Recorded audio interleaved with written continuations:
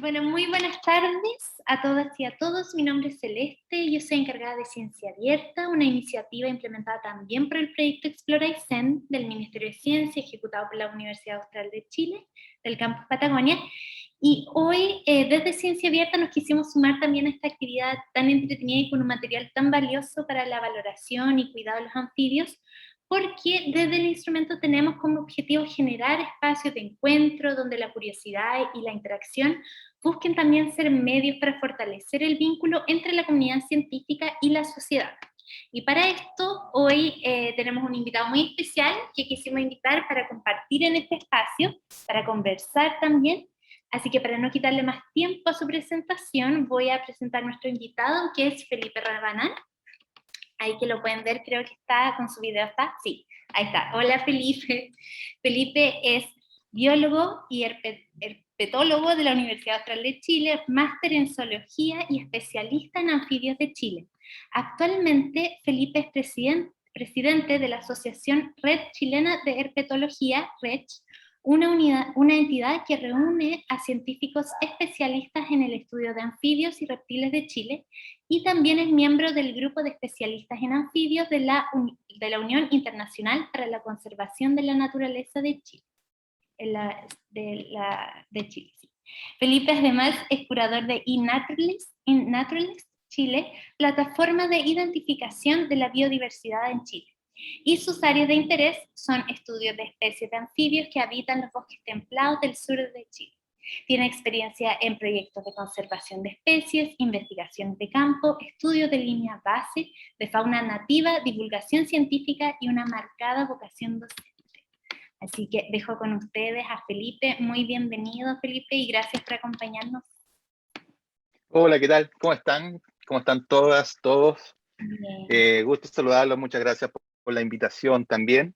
La verdad es que cuando me invitaron me puse muy contento porque yo soy patagón, estoy acá en Valdivia, pero soy de la nieve y del frío, así que el estar con ustedes hoy día para mí es un enorme placer, así que muy agradecido por la invitación. Ya, pues partamos enseguida con mi PPT. Yo voy a compartir la pantalla, no sé si tienes que darme el permiso para compartir pantalla o porque dice el anfitrión inhabilitó la función de compartir las pantallas. Te vamos a dar permiso entonces. Tienes que darme como coanfitrión, sí. Enseguida voy a ver aquí en la lista. Sí, yo traté de otorgarte el privilegio, Felipe, y no pude, porque el poder lo tiene Celeste en este momento. Claro, probablemente, sí. Sí, ahora descubrí que sí, yo tengo aquí el poder. Ahí está. ¿Ahí puede? A ver, sí, ahora sí. Súper, gracias. Ya voy a compartir acá.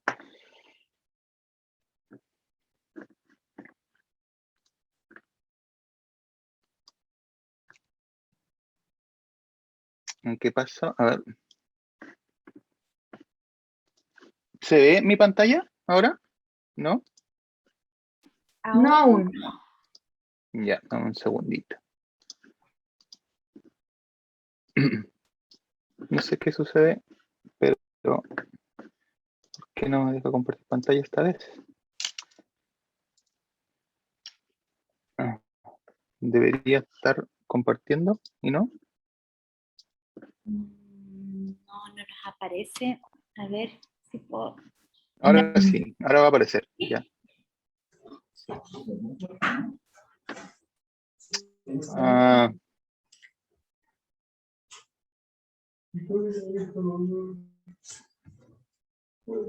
Ahora lo perdimos. Lo ¿no? perdimos. Sí. Perdimos a Felipe. Ahora no. Sí. Yo creo que fue algo que pasó, parece que estaba con dos dispositivos. Monitores. Sí, entonces algo debe haber pasado y probablemente salió, pero debe estar por volver. De todas formas, le voy a preguntar rápido. Bueno, pero yo tengo algo que compartir con ustedes mientras esperamos que Felipe se vuelva a conectar. Y es para ustedes una recomendación, no sé si hay alguno de ustedes que le gusta el documento lector, la mediación lectora. Recientemente acaba de salir este libro, no sé si alguien ha tenido la fortuna, digo fortuna porque realmente es un libro bello, hermoso, que se llama Croares, por editorial La Manivela. No sé si alguno de ustedes lo conoce. y es un álbum sonoro, ¿ya? Esa es su categoría, y nos invita como a conocer los anfibios, y miren, escuchen.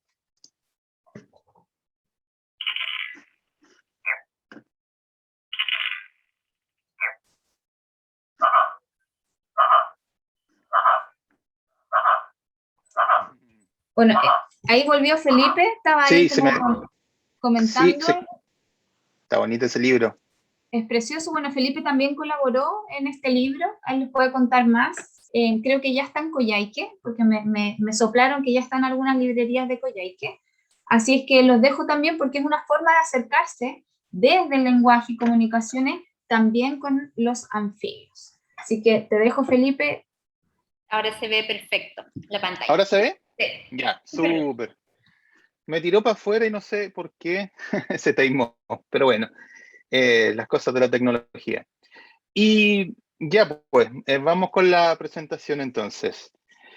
Bueno, me pidieron que le pusiera un nombre a esto, le puse Sapeando Ando, del cómo conocer el mundo de los anfibios por medio del juego y la observación.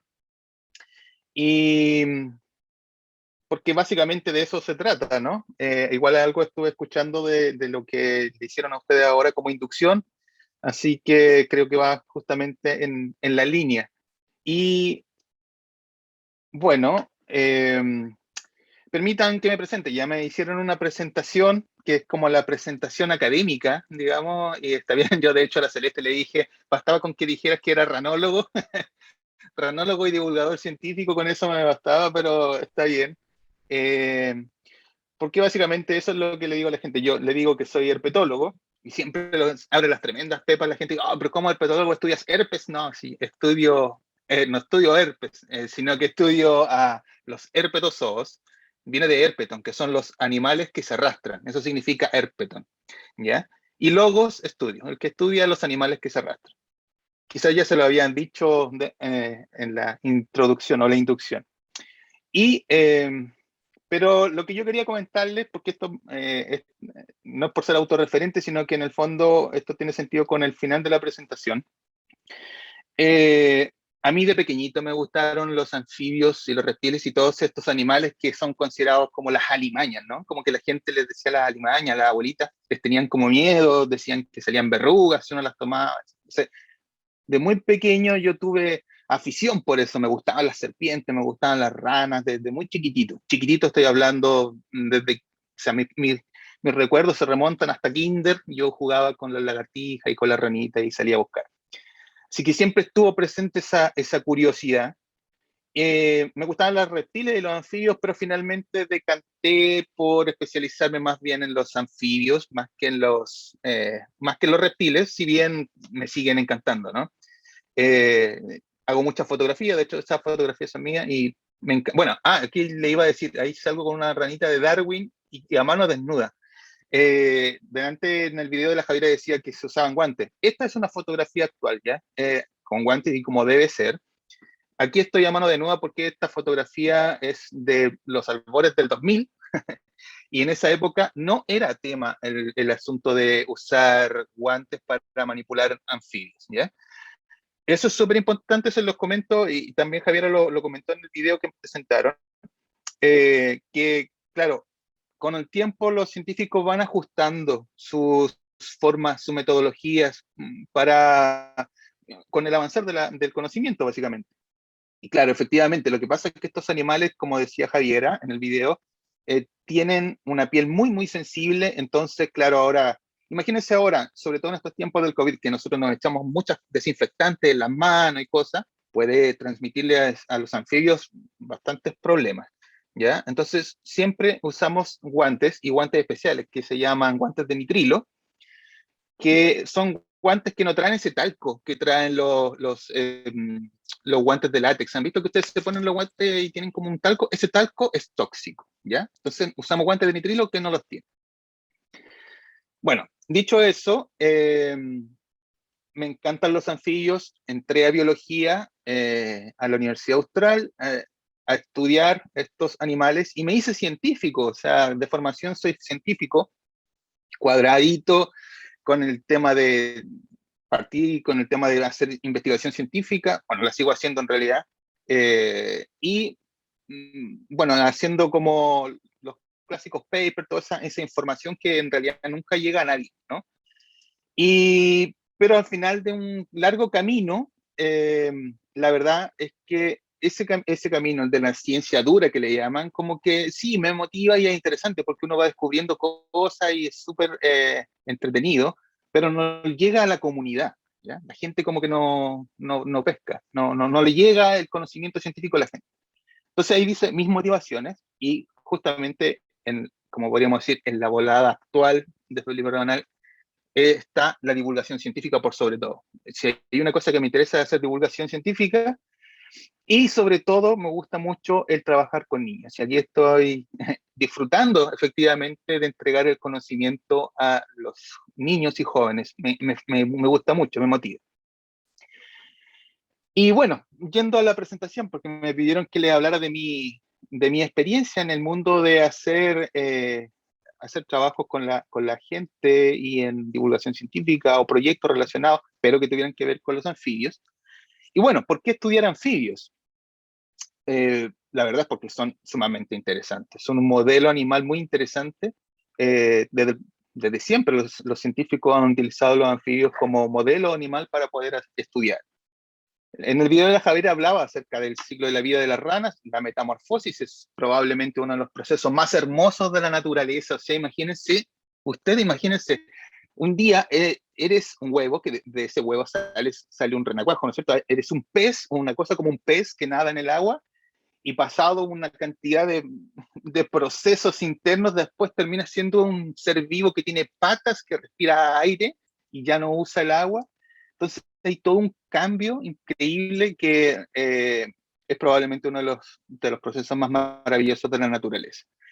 Entonces, he hecho trabajos con estudiantes mostrando el ciclo de vida de los anfibios, y probablemente ha sido una de las cosas más pedagógicas que he podido hacer, y muchos de ellos terminaron muy encantados de la biología solo por tratar de entender este proceso de cambio.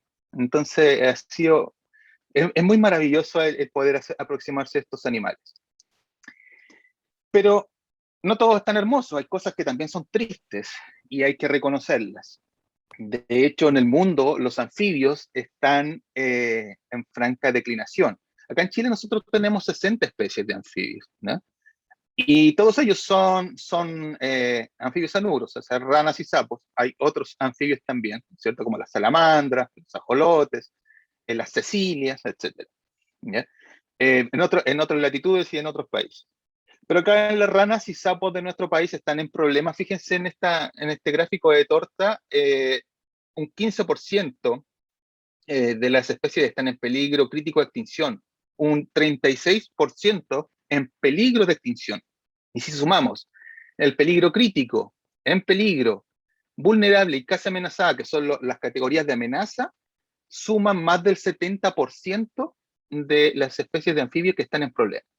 Por lo tanto, es imperioso de que se hagan estudios en este grupo de animales, porque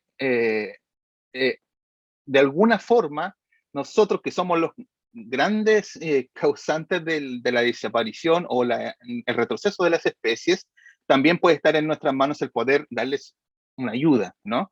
Y para eso nosotros necesitamos saber de ellos, estudiarlos, conocer, aprender de ellos, de su biología sobre todo, ¿ya?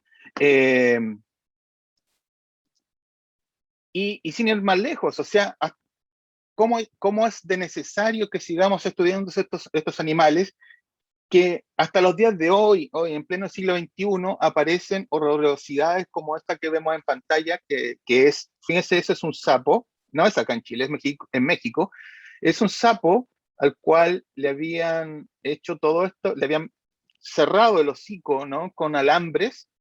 Cuando llevaron este animal al veterinario, abrieron estos alambres y dentro había una fotografía. O sea, hay gente que todavía piensa que la brujería o estos animales pueden servir para la brujería y cosas por el estilo. O sea, a ese nivel todavía de ignorancia con respecto a cómo debemos tratar la naturaleza, estamos hablando en pleno siglo XXI. Por lo tanto, porque eso era brujería lo que estaban intentando hacer con ese pobre animal. Por lo tanto, el revertir eso es parte del poder entenderlos y estudiarlos, ¿no?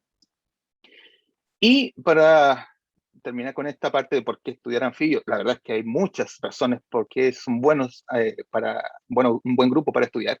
Fíjense que incluso en el mundo es el grupo más amenazado, o sea, el 41% de las especies de anfibios en el mundo está amenazada de extinción.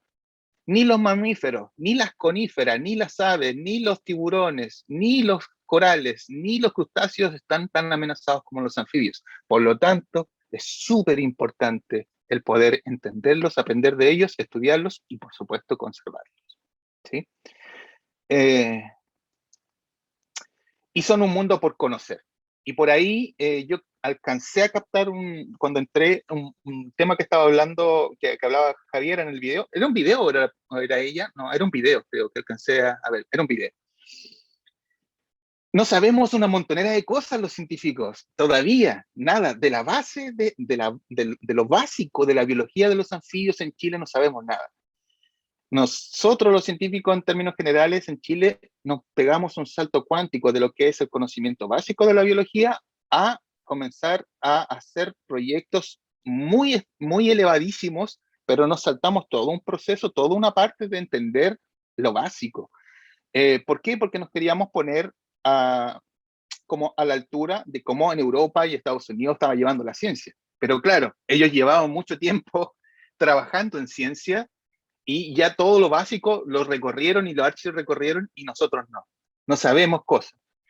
Y aquí les muestro dos ejemplos. Fíjense que esta rana que está acá es una rana que describí junto a mi equipo hace unos años atrás, de acá de la zona de Valdivia, se llama la rana de hojarasca del Parque Oncol, y descubrimos por primera vez en Chile la presencia de una especie que tenía renacuajos terrestres. O sea, la generalidad es de que los renacuajos son siempre en el agua, que las ranitas ponen su huevito en el agua y todo el proceso, esa es como la generalidad. Y nos encontramos con que esta rana pone huevos en el suelo húmedo y los renacuajos no necesitan agua. Entonces eso es como encontrar peces fuera del agua. Nadie lo había visto desde Filipe para acá hasta que apareció esto, una locura. Y recientemente, este es el último paper que saqué, aprendimos de que una rana que se conocía acerca de su reproducción, que tenía un tipo de reproducción ya conocido de antes, tenía un sistema reproductivo alternativo, y es que ponen sus huevos también en los árboles, en agujeros de árboles, ¿ya? Y aquí se ven los huevitos, y acá se ve el macho cuidando los huevitos en el agujero de un árbol, o sea, una rana arbólica. Por lo tanto, lo que quiero transmitir con esta lámina es que conocemos re poco. Y cualquier dato, estos datos biológicos son súper interesantes.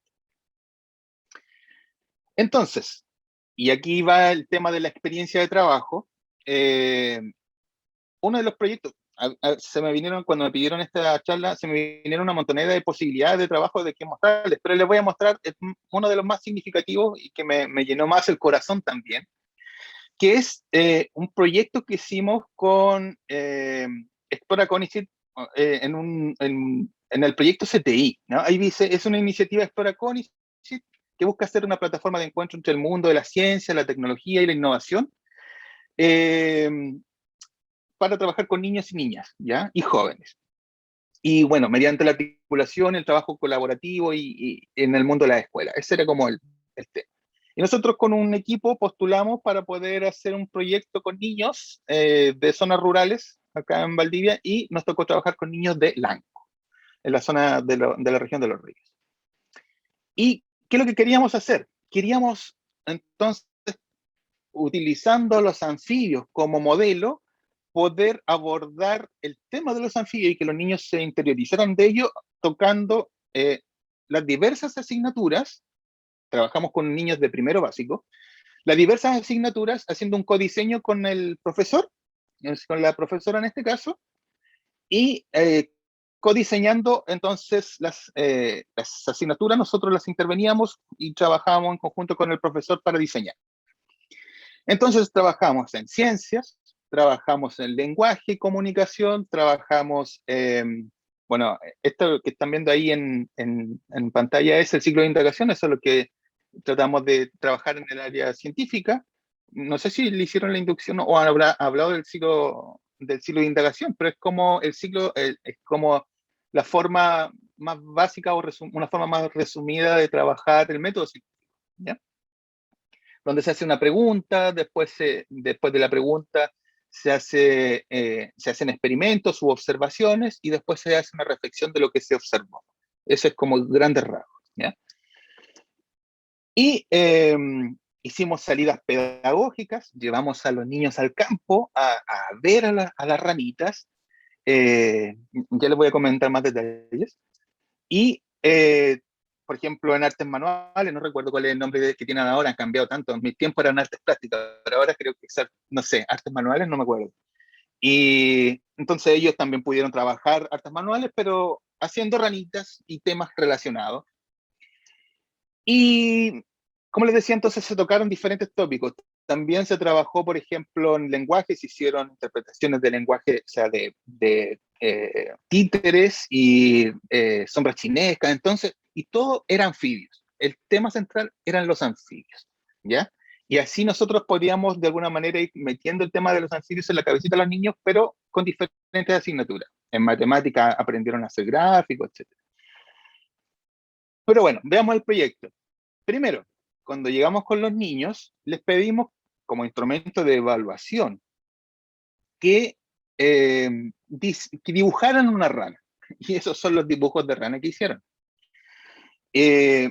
Interesantes dibujos, porque lo que uno ve ahí son animales, digamos, aislados de cualquier tipo de ambiente, si bien un sol, ya hay acá una laguna muy estereotipada, y acá una rana con forma humanoide, digamos, habla de que los niños en ese entonces todavía tenían una desconexión completa de la realidad con relación a las anfibios. O sea, en el fondo no sabían mucho de ellos, salvo que eran verdes, y que por ahí que vivían en las lagunas, y no mucho más, ¿ya? Y luego de nuestra intervención, apareció lo que necesitábamos. Esto es un antes y un después. Este es el mismo niño que dibujó un anfibio al principio, estereotipado, como le decía, casi con una forma humanoide, con unos nenúfares ahí y algo que parece un arroyo, pero muy desconectado de lo que es nuestra realidad. Y después de nuestra intervención, aparece ya una rana con un aspecto de rana que no es verde, porque no todas las ranas son verdes, ya aparece en la cabeza del niño la noción de que las ranas tienen múltiples colores que no son todas verdes. Aquí aparece una rana café, asociado a bosques, ¿no es cierto? Asociado a troncos caídos, etcétera, a un sistema, digamos, boscoso, y por supuesto la humedad. O sea, hay un cambio de un antes y un después de la intervención en que los niños y niñas tuvieron ya un cambio en cuanto al entendimiento de este grupo de animales, ¿no? Y en ese proyecto, los chicos que aprendieron un montón de los anfibios, terminaron el proyecto exponiendo, eran de primero básico, exponiéndole a su colegio, a los compañeros del colegio, lo que habían aprendido de las ranas, de los sapos, dónde vivían. Los niños se sabían los nombres científicos, aprendieron dónde ponían sus huevos, etc. Presentaron carteles, etc. Y mostraron sus resultados. Acá les voy a hacer el paréntesis con el resultado final. A través de todo este proceso de indagación que hicimos con ellos, lo que tuvieron que estudiar, básicamente, lo que quisieron estudiar es cuáles eran las diferencias, por ejemplo, entre un lugar donde había mucha intervención antrópica, una intervención de los humanos, versus un lugar prístino como es el Parque Oncol, y ver las diferencias en cuanto a la cantidad de anfibios que podían encontrar ahí, por ejemplo. Y pudieron comparar efectivamente que en un lugar intervenido no había humedad debajo de los troncos. Aprendieron que si levantaban troncos podían encontrar ranitas, pero en el lugar intervenido no habían ranas, encontraron solo insectos, etcétera, ¿no? Y esto lo asociaron a la intervención. Versus un lugar no intervenido donde aparecen las ranitas que están asociadas a la humedad, viven debajo de los troncos, encontraron especies, varias especies de ranas, etc. Entonces, los niños a partir de esa información pudieron, uno, hacer actividades de artes plásticas, haciendo estas monitos, estas figuras de cómo eran las ranas, para poder entender, procesar la imagen de la rana, el iconotipo de rana en su cabeza, que deja de ser verde clásico, con forma humanoide y se transforma en un animal que ya tiene estructura de rana. Pudieron crear historias, reflexiones en lenguaje, pudieron hacer comparaciones matemáticas, porque les pedimos que graficaran la cantidad de ranitas que habían en un lugar no intervenido versus un intervenido, etc. ¿no? Entonces, se hizo todo un proceso de aprendizaje interviniendo los diferentes ramos para inculcar en estos niños y niñas el tema de los anfibios. ¿Y qué reflexiones me deja de todo esto? Finalmente, la verdad, y eso es una de las cosas que yo les quiero transmitir a ustedes, profesores. Hay veces que uno piensa que hacer ciencia es súper complicado, que uno tiene que hacer como grandes gastos de dinero, etcétera, para poder hacer ciencia. Y la verdad es que no es así. Fíjense que estos son los instrumentos: una libreta de notas, un lápiz, una regla, y bueno, probablemente lo más sofisticado, que no tiene nada de sofisticado, son estos papelitos para medir el pH. Con eso, recientemente sacamos esta publicación en el South American Journal of Herpetology, utilizándose estas herramientas para poder describir este fenómeno. Entonces se puede hacer ciencia dura incluso con elementos que tienen en su casa o que pueden comprar en su farmacia.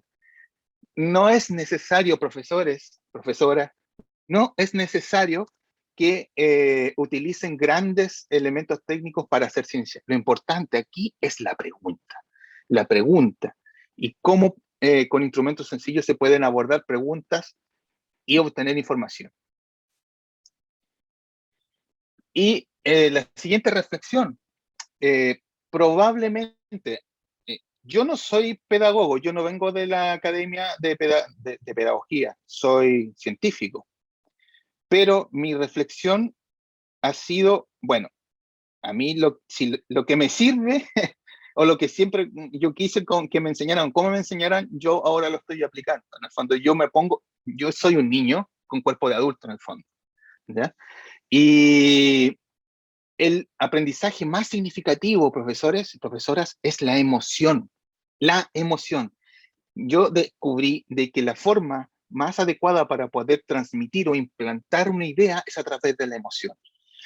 Y en este caso, la forma en que yo pude, de alguna manera, encontrar más emociones en los niños y niñas era llevarlos al campo, que vieran, que tocaran, que olieran, que sintieran, que miraran, que se impregnaran del ambiente.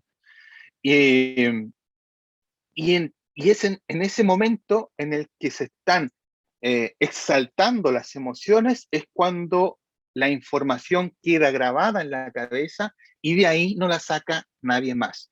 ¿Por qué lo sé? Porque tengo información de que yo era un preescolar de anfibios y reptiles que aprendí en esa época porque en algún momento algo me tocó o me emocionó. Entonces, y eso es así. O sea, si ustedes tienen la posibilidad de estimular a los jóvenes a través de la emoción, seguro de que esa información va a quedar ahí, en la retina de esos chicos. Y la siguiente reflexión tiene que ver con eso. Ustedes nunca sabrán cuánto ni cómo pueden llegar a influir en los intereses de un chico o una chica. Ustedes como profesores pueden plantar una semilla en los estudiantes, súper importante, a través de la emoción. No crean que lo que están haciendo a veces de repente es como que frustrante, porque sobre todo en estos tiempos en el que están haciendo clases a través de la pantalla y como que no se ve bien qué es lo que está pasando. No crean, los chicos están absorbiéndolo todo. Entonces, ustedes no saben cuánto pueden llegar a influir en un estudiante. Por lo tanto, los conmino a que pongan todo de sí. pongan todo de sí a la hora de ejecutar sus proyectos. Y lo otro que les quería contar es, bueno, la importancia de las plataformas. Utilicen los recursos que están. Yo les decía que pueden hacer ciencia con cosas relativamente sencillas, y ahora también dentro de las cosas sencillas podemos decir que hay plataformas gratuitas que nos permiten hacer ciencia. Por ejemplo, la plataforma de ciencia ciudadana, iNaturalist, que ahí está, iNaturalist.cl. Ustedes pueden ingresar ahí y pueden ir ingresando datos a diferentes proyectos. En este caso yo les quería presentar el proyecto que tenemos de Anfibios de Chile, donde hay más de 2.144 observaciones que nos pueden servir para hacer ciencia. Esto es lo que se conoce con el nombre de ciencia ciudadana. Échenle un vistazo. También les dejamos un documento con links para que ustedes investiguen y vean acerca de esto y otros temas que les pueden servir para sus trabajos. Y difundir, eso es importante. Una vez que ustedes hacen su trabajo, la difusión es fundamental, ¿ya? Porque si no, se queda todo guardado ahí y como que seguimos con el mismo problema. O sea, si los anfibios, la problemática de los anfibios, la problemática de las aves, la problemática de los animales acuáticos, etcétera, no los hacemos notar en el mundo, vamos a seguir teniendo ignorancia que nos lleve a generar cosas como la rana con los alambres en la boca, ¿no? Divulgar es sumamente importante, ¿ya? Esto era un video, pero no importa, ya creo que estamos en la hora hace rato, así que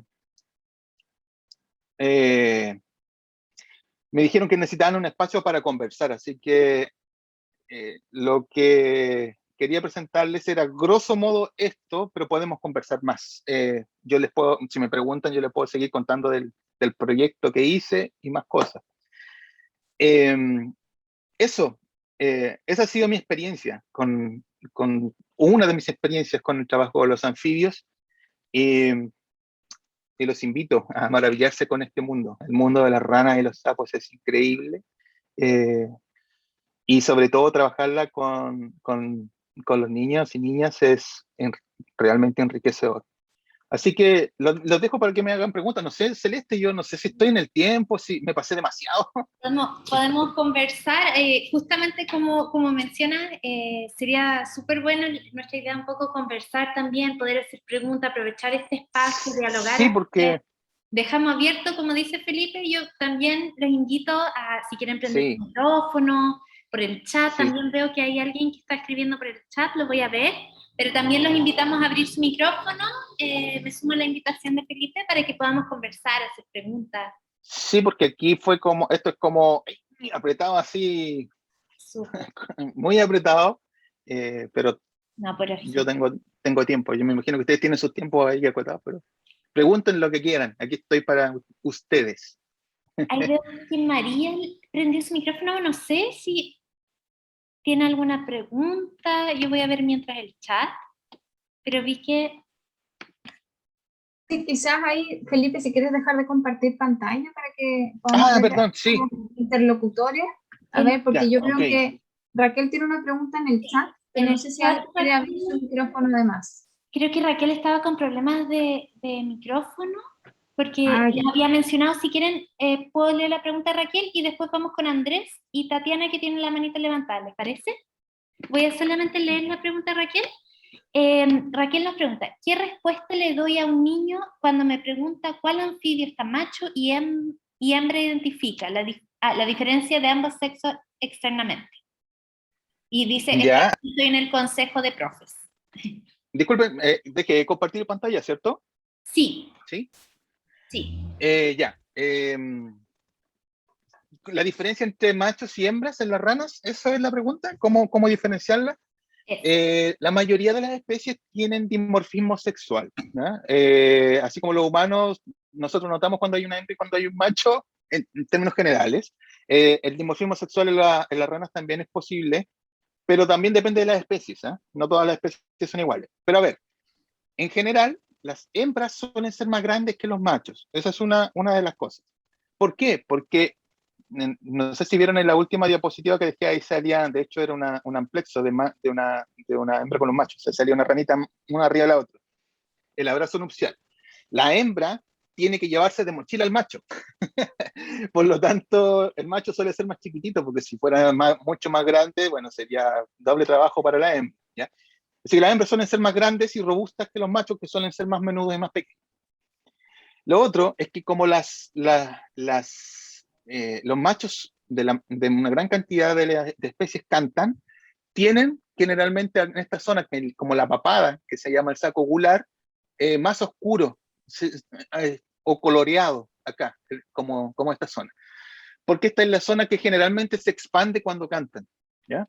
Entonces es como los codos, se fijan que los codos acá son como oscuros, ¿no? ¿Se han fijado que son, si uno lo pone así como que se arrugan y se ven oscuros, y si uno lo estira se ven claritos? Bueno, lo mismo pasa con la zona gular de los machos. Las hembras no, suelen tener el mismo color.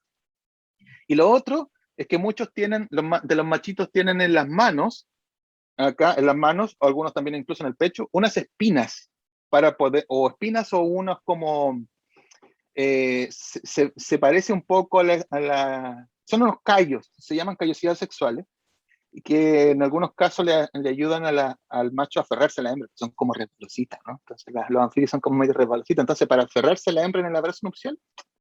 Entonces los machos tienen esa estructura y las hembras no. Esos son como 3 tips. Y los machos cantan, en la mayoría también. No todos, algunos cantan. Genial. Así que hay dimorfismo. Muchas gracias, Felipe. También creo que estaba Andrés y Tatiana. Ok.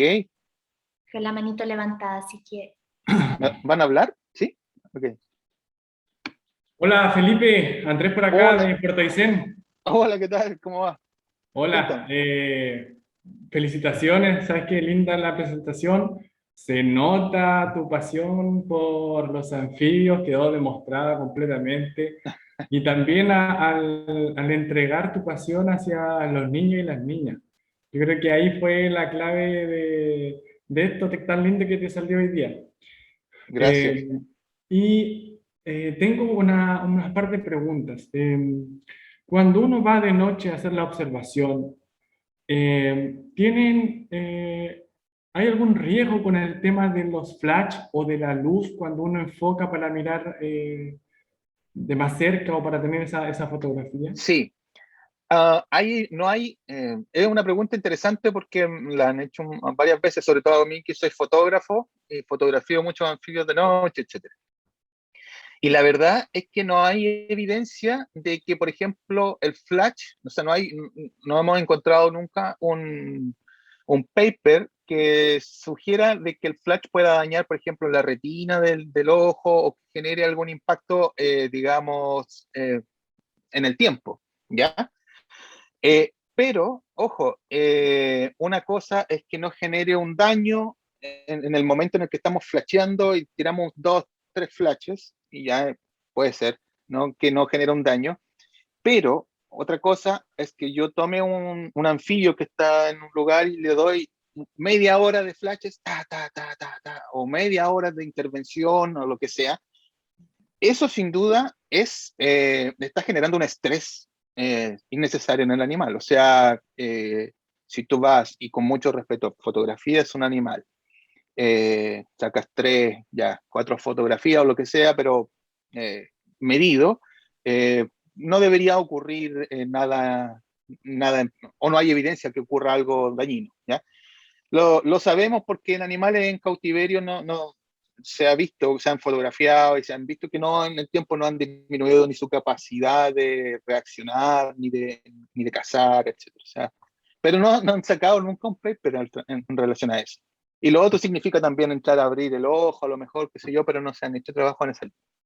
Pero sí el intervenir en un lugar, irrumpir de forma demasiado, digamos, como fuerte, digamos, va a generar un impacto en la medida de que los estás estresando, si es que es mucho el impacto, si estás generando demasiado, entrando con mucho ruido, etcétera, ¿no?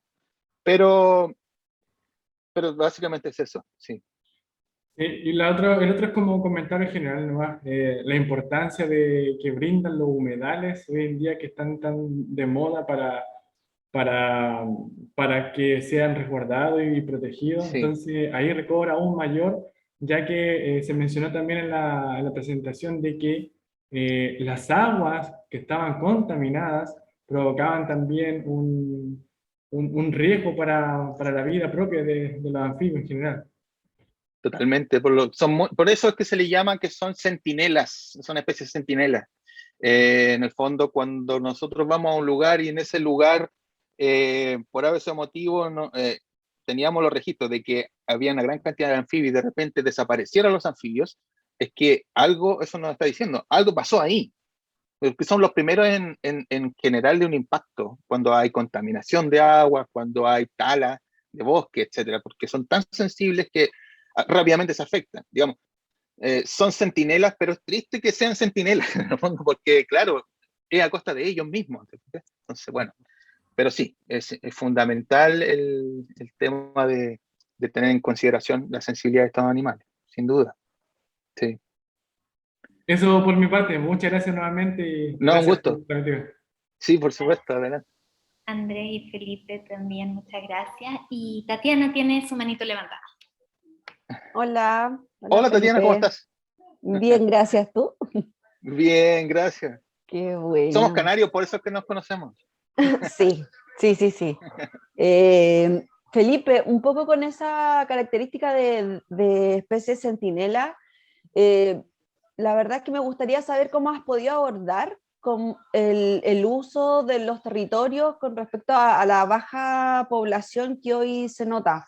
Por ejemplo, en anfibios tengo Tortel, es una de las localidades con las que ya no se escuchan los anfibios y tiene muchas causales a lo mejor, pero quisiera saber desde tu experiencia cómo has podido tratar esa recuperación de áreas y hábitats de estas especies en algunas localidades, si es que se ha hecho. Sí,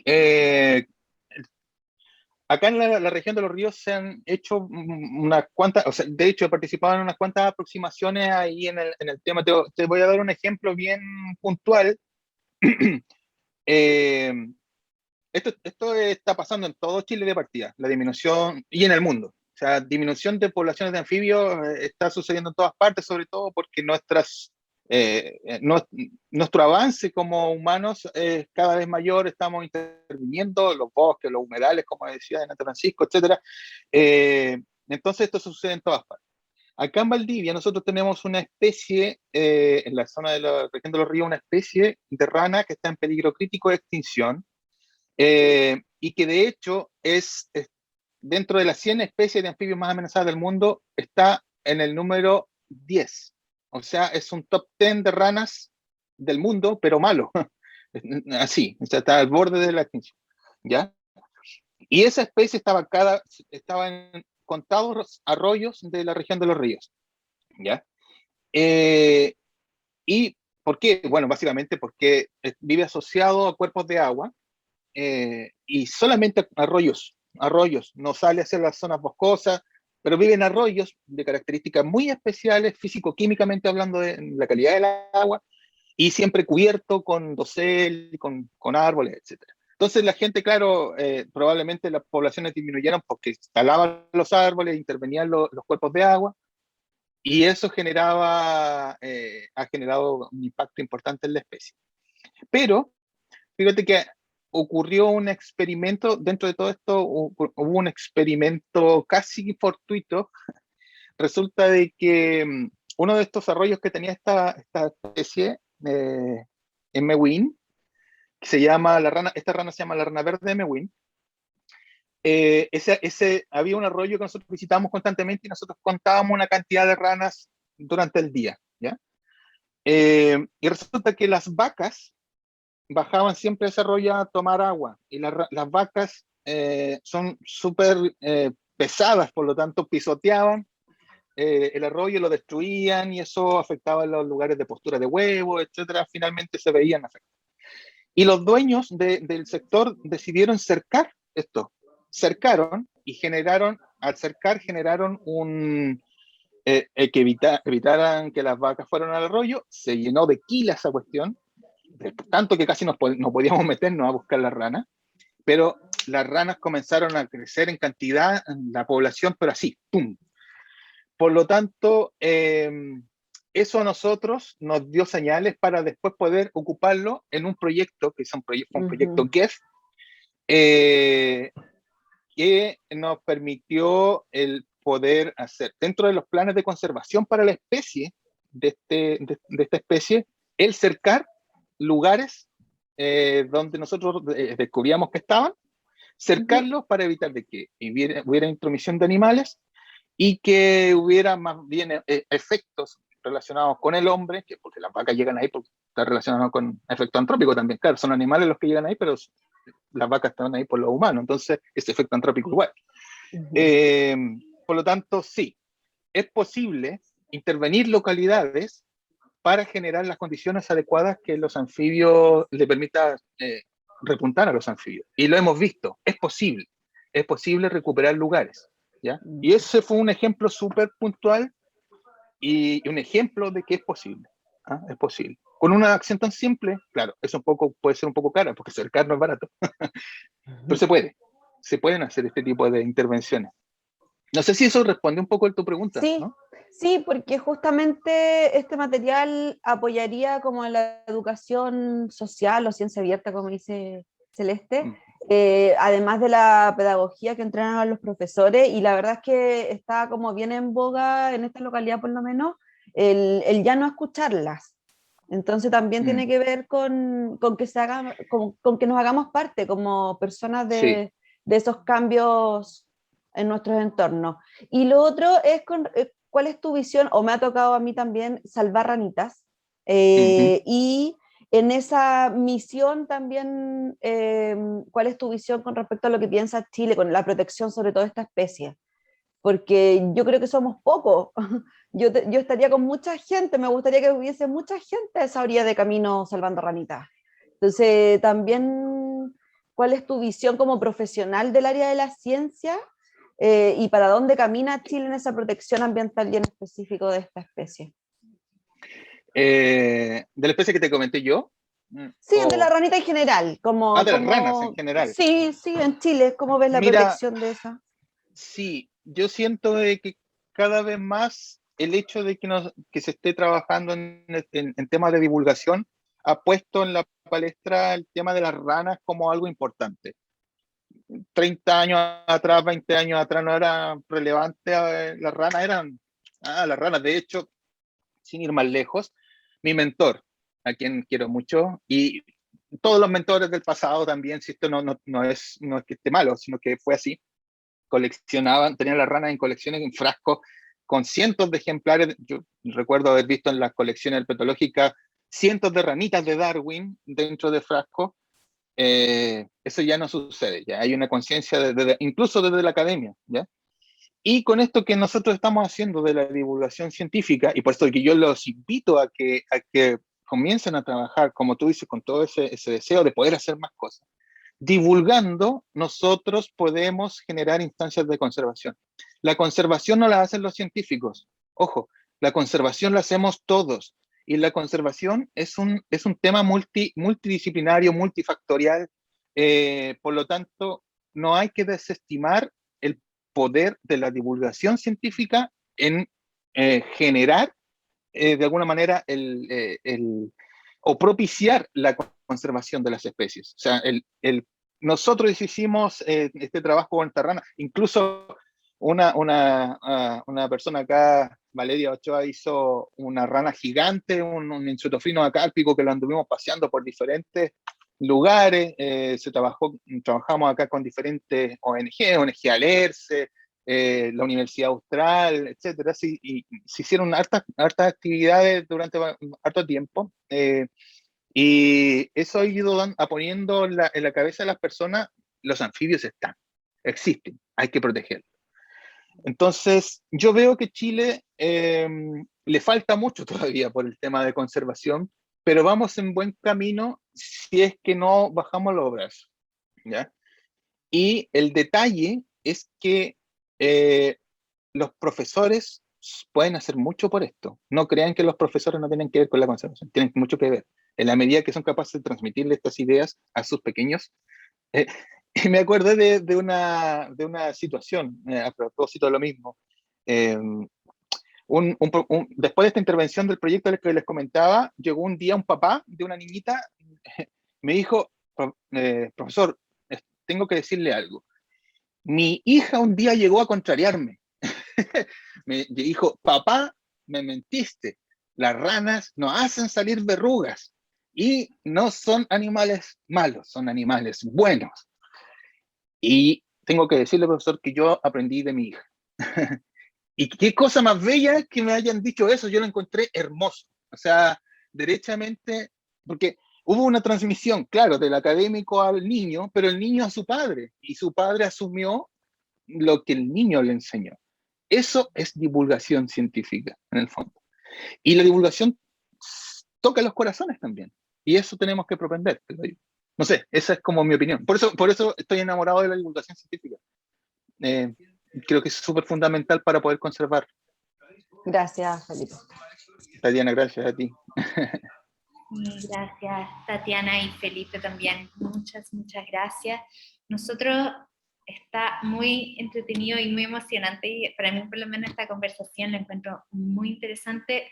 Por el tiempo que comprometimos tenemos que ir cerrando ya, pero les cuento, bueno, ahí Paula les podrá contar con mayor detalle, que también Felipe, no lo mencionamos al principio, pero Felipe también nos dejó un material muy interesante que nosotros nos vamos a pasar, un material con mucha información, está súper interesante, lo vi, y una excelente herramienta también para seguir indagando también en el mundo de los anfibios, y está súper interesante. Así que también, muchas gracias Felipe por ese material. Yo te agradezco también por transmitir la emoción, también la pasión por los anfibios, y eso también, y mostrarnos que eso también es una forma de divulgación, y lo importante que es la divulgación también para el cuidado, para la conservación, y cómo transmitir la emoción y cómo conectarnos así también ayuda a la conservación. Así que yo te lo agradezco un montón, súper, muy bonito y muy interesante, aprendí un montón con tu presentación, así que muchas gracias Felipe, te agradezco. Y bueno, cuando gusten, si quieren invitarme de nuevo, yo encantado de la vida, hablarles de esto u otros temas de la rana, lo que sea, de ciencia, aquí estamos. Yo feliz, y feliz sobre todo si es para mi Patagonia amada. ¿Ah? Así que muchas gracias. Eso. Yo me sumo al agradecimiento, Felipe. Agradezco también a todos los profesores y profesoras que nos acompañaron el día de hoy. Es un grupo distinto el de ADE, así que creo que más establecimientos, más niños y niñas van a poder disfrutar de este material. Ya está a disposición de ustedes. ¿Y de qué forma? Yo el día de mañana les voy a enviar un correo y ahí voy a precisar o voy a indicar cuál es como la forma o vía de solicitud del material. Va a constar básicamente en un enlace que los va a direccionar un formulario online que les va a ir preguntando a ustedes qué de todos los recursos, si no todos, esperemos que todos, ustedes quieren tener a su disposición para trabajarlo con los estudiantes. La única solicitud personal y especial que les hago yo al respecto es que en la medida que yo sepa el alcance del material, es decir, con cuántos niños y niñas ustedes lo están trabajando, yo voy a poder justificar el poder seguir abultando esta maleta de recursos y estrategias para ustedes. Entonces, para mí es muy importante tener conocimiento del alcance, vale decir, los cursos con cuales ustedes están implementando, la cantidad de estudiantes, que son niños o niñas. Yo sé que es complicado, yo sé que están hasta acá con esto de retorno, bueno, ustedes ya han retornado, pero otras regiones están súper complicadas. Es un favor especial que yo les solicito, que me adjunten las listas de asistencia, porque en realidad que yo necesito, ese es el tipo de verificador que a mí me piden. Yo sé que es engorroso, pero me la pueden dar la lista completa y yo puedo ir después puedo ir ingresando esos datos. Así que esperen el día de mañana mi correo. Además les voy a enviar la grabación en YouTube de lo que vimos hoy día de hoy, y el dossier que preparó Felipe con el material adicional que usted les va a permitir, además de todo lo que ya vimos, trabajar las plataformas de ciencia ciudadana, de identificación de especies, que son aplicaciones del celular de descarga gratuita, que ustedes les puede ayudar, ya sea por visualmente o auditivamente, poder acceder a los cantos, a las voces, ¿ya? Así es que, sin más, agradecer mucho. Ustedes tienen todos mi correo, la idea es que nos conectemos, yo respondo muy rápido siempre en los correos, cualquier solicitud, requerimiento, estoy más que dispuesta a atenderlo. La idea es que se pueda seguir utilizando este material. Así que, Vivi, ¿tú quieres decir algo más adicional? ¿Se me escapó No. algo por ahí? No, que ahí preguntaban, había una pregunta en el chat. Respecto de, pregunta Karina, si puede solicitarse para otros cursos. Para otros cursos, claro, Karina, o sea, no tiene que ser directamente el curso que tú estés trabajando. Si tu colega está en otro curso o tú detectas que puedes trabajar, no sé, pueden diseñar proyectos interdisciplinarios con otras asignaturas y tu colega de arte o de tecnología también lo quiere trabajar, bienvenido sea. O sea, aquí tiene que, como yo decía, amplificarse, ¿cierto? Tiene que llegar a todos los rincones de la región en que podamos trabajar otras áreas silvestres de nuestra región, distintas a las que ya estamos desarrollando, ¿cierto? Señalamos Río Simpson, Coyhaique, viene la de Mamífero y Monumento Natural Dos Lagunas, pero ustedes están en otras comunas, en otras localidades, está Heinimeni, está Melimoyo, o sea, y en Heinimeni está la ranita de Heinimeni, Felipe me puede decir, escasa, ¿cierto? No sé si vulnerable, en peligro de extinción, pero necesario hacer esta divulgación que, como bien señala Felipe, aquí se reúnen dos disciplinas que creo que son fundamentales para proteger nuestra biodiversidad. Una, por una parte, ustedes como educadores, una educación significativa, ¿cierto? Situada, que conmueva, que genere alguna emoción para que quede en la retina, y comunicación. O sea, creo que es importante cómo llevamos también el mensaje de una forma sencilla, contextualizada, para que entonces tengamos efectos que se traduzcan en cambios de comportamiento, que terminen, ¿cierto?, por disminuir los efectos humanos que estamos teniendo de deterioro sobre nuestro planeta. Así es que les doy las gracias nuevamente y a seguir comunicados. Que estén muy bien. Muchas gracias por participar a todas y a todos. Chao, gracias. Chao. Oye, saludos a la Pilar. Chao. Quiero saludar a la Pilar Nahuelquín, que está por ahí, que nos conocemos del liceo. Pilar, Pilar, un abrazo grande, Pili, que estés súper bien. Que te Hola, regrese. Felipe. Gracias. Muy bonito Disculpe. todo. Gracias. Gracias, muchas Chao, gracias a Cristian. todas. Oigan, y Felipe tiene fotos, tiene video, parasítenlo a él también. Cuenten con esos recursos, ¿cierto, Felipe? Sí, Felipe, en Facebook, búsqueme Felipe Rabanal, con B larga como Rabanito, y me van a encontrar. Sí, en Instagram también. Qué bueno que les haya gustado, profesores, con mucho cariño. Sí, muchas gracias.